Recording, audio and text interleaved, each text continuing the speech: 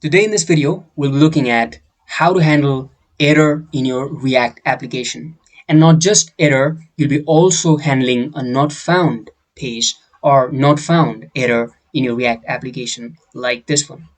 And not just not found, but any form of error, including data mutations or data fetching error or server errors. Any form of error in any part of your React application will be handled in a single page with this simple code and will get rendered in your client.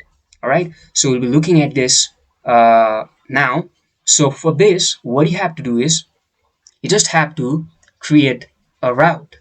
All right, first of all, we'll be creating a root route. Now if you see here, I've created this function, create browse router, and inside of that I have an array, and inside of that I have an object, and this is a root route, right?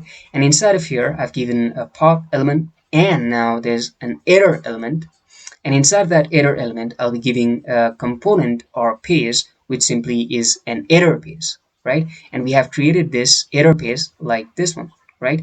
There's a simple code, nothing different. So here we'll be using a useRouteError, and that's it, right?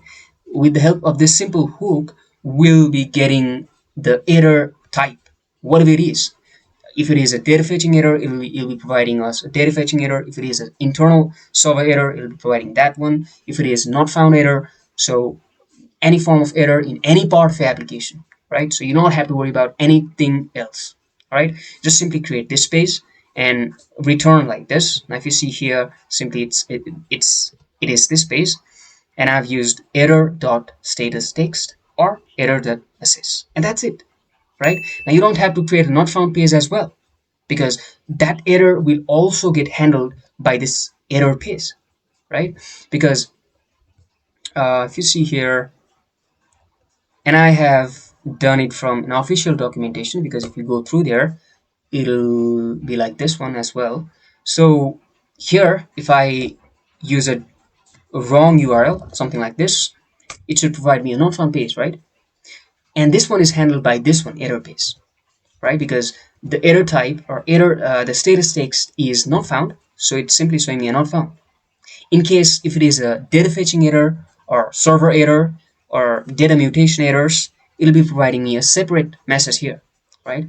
So this way you will be handling all form of error in your React application in any part of your React application, right? By this simple error page, and by simply adding this error page in error element of the root route.